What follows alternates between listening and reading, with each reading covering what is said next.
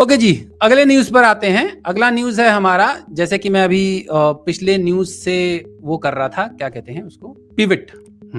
Pivot कहते हैं ना, राइट। तो अगला न्यूज जो है हमारा वो पिछले न्यूज से कनेक्टेड ही है कि डॉटनेट 6 का रिलीज कैंडिडेट आ गया है। डॉटनेट 6 के रिलीज कैंडिडेट्स में क्या क्या नए फीचर्स हैं। सबसे पहले तो ये समझ लो कि रिलीज कैंडिडेट होता क्या है, क्योंकि जैसा आपको पता है कि डॉटनेट 6 जो है वो नवंबर में रिलीज होने वाला है। मतलब अब तो काइंड ऑफ फिक्स हो चुका है कि डॉटनेट 6 जो है नवंबर में रिलीज होगा। तो क्या करते हैं कि हमेशा जो भी वर्जन या फ्रेमवर्क रिलीज होता है, रिलीज होने से पहले 2 महीने पहले, जैसे अब ये रिलीज कैंडिडेट 1 रिलीज हुआ है सितंबर में, अक्टूबर में अगले महीने के मिड तक रिलीज कैंडिडेट 2 रिलीज होगा। रिलीज कैंडिडेट का मतलब हुआ कि ये जो बिल्ड है, ये जो पैकेज है, this will be released as a stable version. कल को जब आएगा प्रीव्यू से स्टेबल वर्जन पे जो मूव होगा, जो स्टेबल वर्जन आएगा डॉटनेट 6 का, वो जो रिलीज हो रहा है वो ऑलमोस्ट यही होगा। कोई बहुत मेजर अब इसमें ब्रेक थ्रू नहीं होने वाला है। छोटे मोटे जो नोन बग्स हैं वो फिक्स किए जाएंगे। तो उसका मैं आर्टिकल का लिंक डाल दूंगा, जब इसमें टाइम स्टैम्प वगैरह डालूंगा डॉटनेट 6 रिलीज कैंडिडेट के इंफॉर्मेशन के बारे में, तो उसका उस आर्टिकल का लिंक भी डाल दूंगा। तो आप लोग देख सकते हो, उसमें बता रखा है कि नोन बग्स कौन कौन से हैं, प्लान कौन कौन सा है।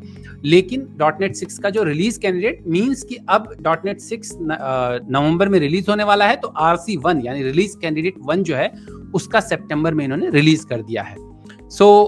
इससे भी आप पता कर सकते हो कि जैसे अब डॉटनेट 2022 प्रीव्यू का उन्होंने प्रीव्यू 4 रिलीज किया है, रिलीज कैंडिडेट नहीं रिलीज किया है।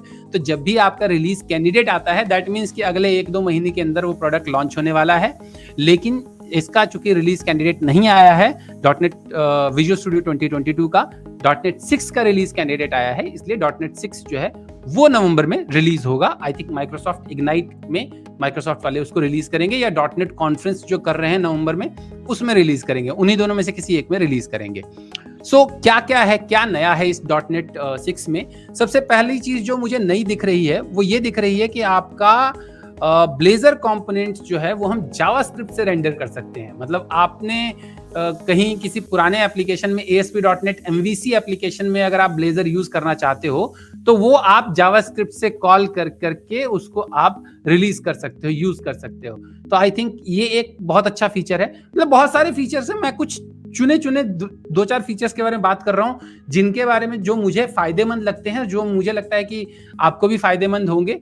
तो प्राइमरली तो जो मुझे फायदेमंद लगते हैं मैं उनके बारे में बात करता हूँ, और जो आपको भी मेरे ख्याल से फायदेमंद होंगे। तो जैसा पहले मैंने बताया कि डॉटनेट के फीचर्स ही बता रहा हूँ, तो ब्लेजर कंपोनेंट्स जो है हम जावास्क्रिप्ट से चला सकते हैं।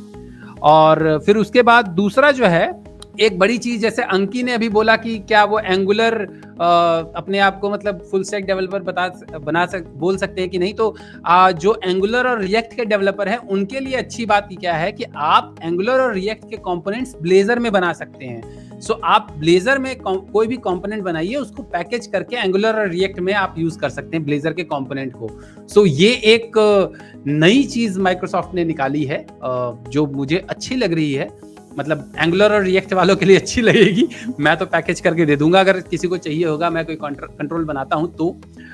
This is a good thing कि एंगुलर रिएक्ट के साथ आप क्रॉस मतलब कोडिंग कर सकते हो। ये एक बेनिफिट है कि आप ब्लेजर कंपोनेंट्स आप एंगुलर में यूज कर सकते हो, या ब्लेजर कंपोनेंट्स को एंगुलर या रिएक्ट में पैकेज करके रिलीज कर सकते हो।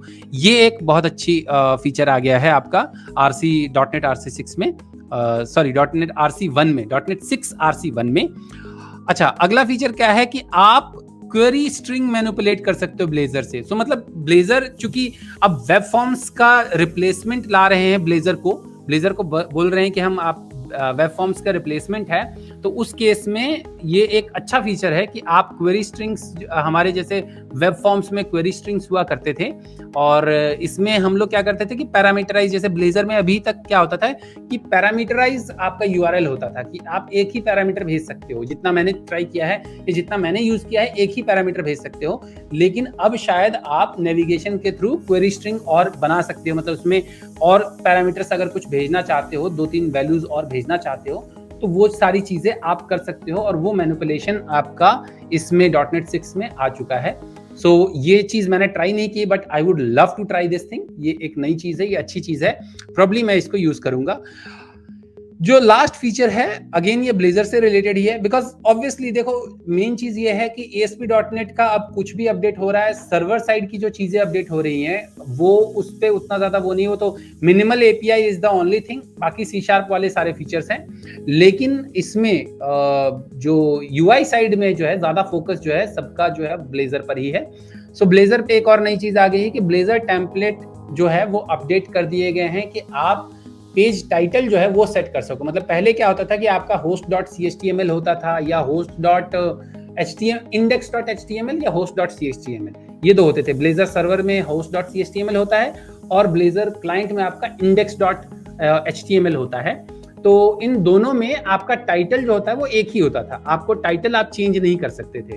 लेकिन अब इन्होंने ये कर दिया कि आप पेज से, मतलब ब्लेजर के कंपोनेंट से आप टाइटल सेट कर सकते हो कि अगर आप पेज का कोई टाइटल रखा है आपने तो वो विंडो के ऊपर आपके टाइटल में दिख जाएगा, HTML के टाइटल में दिख जाएगा। So that's also a good feature. I would love to use it, मैं यूज करूंगा प्रॉब्ली उसको अपने एप्लीकेशंस में।